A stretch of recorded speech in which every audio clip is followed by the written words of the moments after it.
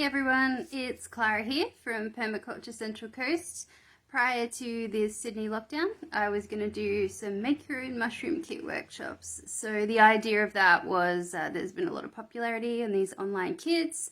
You know, you purchase one online, you mist it and take care of it, and you can harvest your own different oyster mushrooms, which is cool. It's a lot of fun. I recommend doing that if you just want to do it as a little bit of an experiment, see how it works, maybe get the kids involved for a bit of science. But if you're actually looking to produce your own oyster mushrooms at home, it is really easy to make ongoing multi-use kits and have a constant supply of oyster mushrooms pretty much all year if you climate control your house, which most people do. So I'm going to try and show you a little bit about that in this video here instead of the workshop, but I am understanding why YouTuber is a job, because I am really struggling with this filming. So I hope you can hear me and see everything okay, and as soon as the lockdown lifts, I'll see about doing something in person. Alright, so let's get started with your container and or vessel.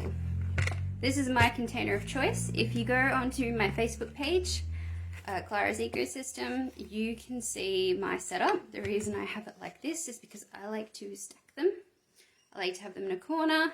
So I've got lots of different oyster mushrooms going at one time. I like to have a bit of variety, and I harvest them, and it's just very easy for me to do it this way. But you are not restricted to doing it my way. And if you do want to, this is a 2-litre handy pail from Bunnings, food grade tub, which I've cut a few holes in just with a blade. Now over each of these holes, I've put micropore. This is a breathable surgical tape.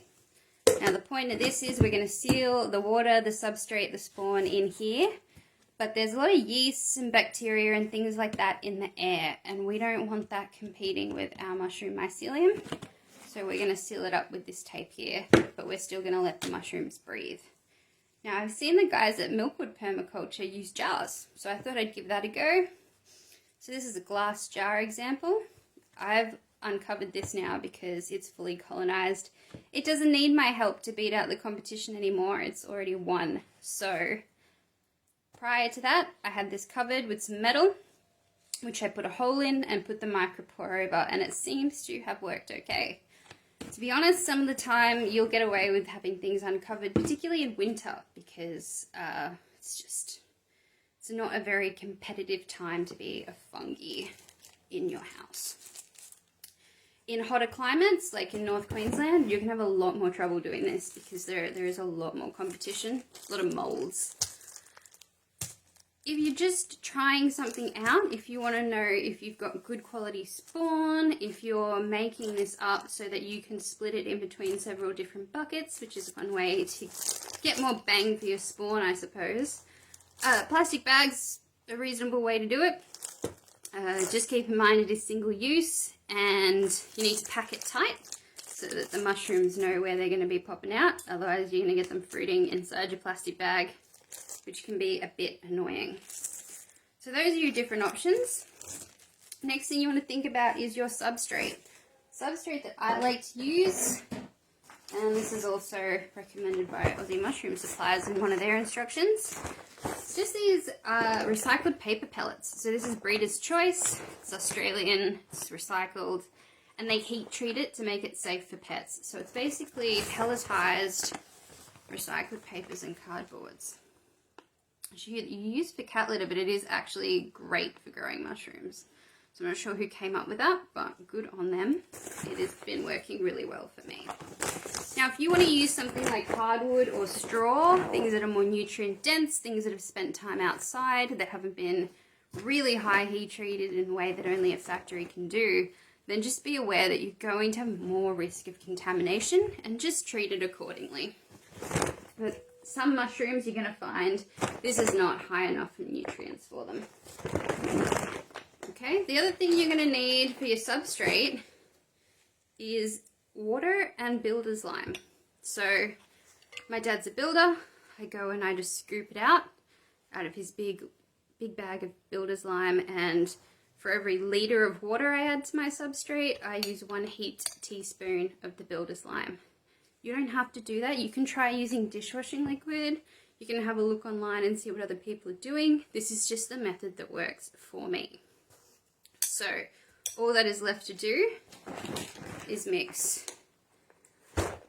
1 liter of this to about 1 liter and 200 mils of your water and lime mixture. That'll fill like about one of these buckets. Again, this is not a precise science. So this is one I prepared earlier. So basically, I've just let it soak up all the water. I've put my paper pellets here. I've poured the water on there and I've just let them soak up. The other thing that I've added, and this is going to be the trickiest thing for you to get. Now the idea prior to this was I was going to buy bulk mushroom spawn from Aussie Mushroom Supplies and divvy it up for you guys. Unfortunately, I can't do that right now. Sorry. So your options are to either use stem butts from fresh oyster mushrooms from someone who's growing them, or you can buy a bulk bag yourself, but the downside of that is that you will have heaps of one mushroom.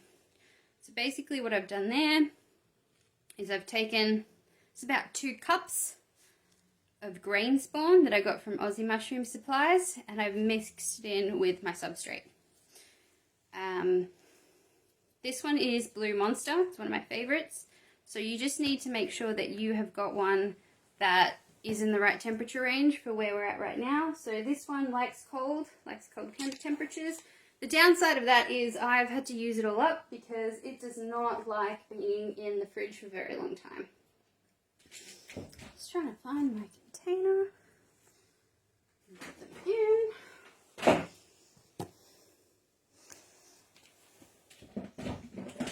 Here we are. So once I've mixed it all up and everything's soaked in, it's okay if there's a little bit of water drifting around. It's better to have more water than to be too dry. So better to be wet than dry, basically. And then I'm just cramming it in. So this is my spawn, mixed with my paper pellets, mixed with my water and builder's lime. And it is that easy. Put it all in there. I'm going to seal it up. And then I'm going to resist the urge to keep opening it. I'm going to rinse the outside as well. I'm going to label it with the type of spawn and the date. And I'm going to sit it there in about 2 to 3 weeks. So this aside. In about 2 to 3 weeks, this is going to start pinning. So let's see if I can get this here. So where we've put the tape, those holes in the bucket, these little oysters are going to start to push their way through. They're going to be like, I want to live. Just trying to see if I can get a good view. Probably not. So once they've started pushing their way through, what you're going to do is remove the micropore tape, and then you're going to start misting them twice a day. So once in the morning and once in the afternoon. As I said, having them in a kitchen is great if you cook a lot. I cook a lot of bread. There's a lot of steam. There's a lot of humidity.